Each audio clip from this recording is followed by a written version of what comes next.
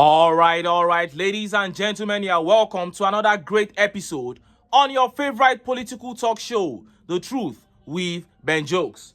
Now, I have said it here many times that people in position of power must possess one very important virtue, and that is a modicum of empathy. But sadly, that quality is clearly lacking in the APC. For 8 years, Buhari locked the land borders, and never for once did they think about evaluating the impact of this border closure. In basic economics, the closure of border is typically done to encourage local production so that prices can fall. But even with the borders closed, no nation can produce enough when there is widespread insecurity, unstable power supply, amongst others. So what was the APC supposed to do? Try to fix these other things before you now talk about closing the border. But no, they went ahead, closed the border, and Nigerians began to suffer. Prices began to soar. Under Buhari, Nigerians bought local rice for 35,000 naira when they were buying foreign rice, imported rice, for 8,500 to 9,000 naira under the Jonathan regime. Now, TINUBU is here.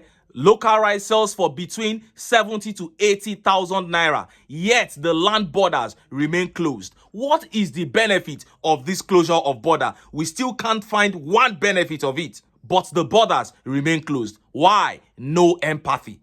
But Peter Obi said this during the campaigns. He said, vote leaders who have conscience. But some said it was jihad to vote Muslim ticket. And now KANO is weeping, complaining of hunger and starvation. The Muslim ticket is now useless to them, and they are begging Tinubu to open borders. Imagine, they now have to beg to get their Muslim ticket to do the right thing. Before I show you how they begged and how Nigerians reacted, let me quickly show you this update. Despite economic hardship, First Lady says Tinubu's renewed hope agenda yielding fruits already. REMI TINUBU says some initiatives under the renewed hope agenda of her husband Bola Tinubu are already yielding fruits and will soon reach all communities nationwide. The First Lady, who stated this at the inauguration of the women wing of the Christian Association of Nigeria in Abuja, said the initiative would bring succor to all Nigerians, especially women. Represented by Adedayo Benjamin's Lani, the mandate secretary for Women's Affairs in the Federal Capital Territory, Mrs. TINUBU said the economic situation of the country is already improving. The renewed hope agenda of TINUBU right now is offloading a number of initiatives, bringing succor and providing humanitarian services to the elderly, women, communities, and girl child, she added. Mrs. TINUBU's claims come as citizens have continued to lament the rising cost of living since her husband assumed office in May 2023.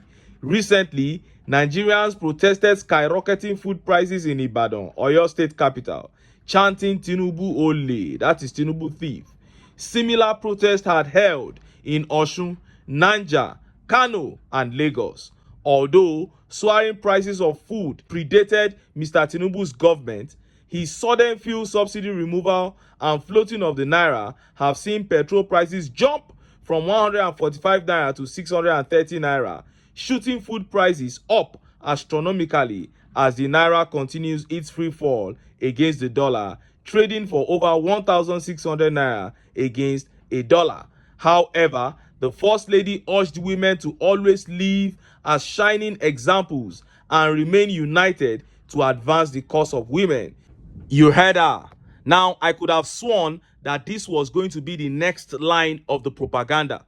From telling Nigerians to be patient, they will just wake up one morning and say their reforms have started yielding fruits. Then later, they will start pulling numbers out of thin air. They will tell you that they have done very well. This was the same thing that Buhari did. Tell people to be patient, then wake up one morning and start telling them that the fruits are everywhere. Those who are complaining are just haters. And look at how Nigerians reacted to what REMI TINUBU said. Let's take some of the tweet reactions. This tweet by Jide Oyewole says, it would have been better to keep quiet rather than acting insensitive to Nigerians' plight. That is it. The woman just talked from her point of privilege, and they know that the people are suffering. They know that the people have not benefited anything. They just don't care. And this tweet here says, "You are right, Mrs. Tinubu. It is yielding fruits of hardship, poverty, suffering, crime, sickness, and death." And this tweet by Kehinde Elemo says, "Do you know how much a Congo of rice is?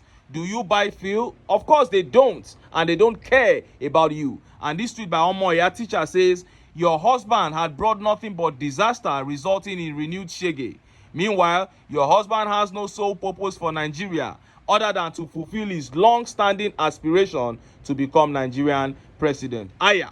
This tweet here by Abdallah Tukur says, "It is yielding only in the south, or what? We are not seeing anything here in the north." And templates here says, "It is yielding eso ajaraya, ebi ati idamu." That it is yielding pain, hunger, and severe trouble. Now, let us look at how the governor of Kano State helped the people to beg the APC and Tinubu to open borders. Look at how the papers reported it. Hardship. Governor Yusuf begs Tinubu to reopen borders. Kano State Governor Abba Kabir Yusuf has appealed to Tinubu to, as a matter of urgency, consider the reopening of the country's borders for importation of foodstuff to alleviate the suffering of Nigerian masses. According to the governor's spokesperson, Sunusi Bature Dawakin Tofa, the governor made the appeal shortly after receiving the Controller General of the Nigerian Customs Service, Alhaji Bashir Adewale Adeniyi, at Government House in Kano. The governor lamented the critical condition of hunger and starvation in the country, which was caused by the rampant hike in the price of commodities in the country.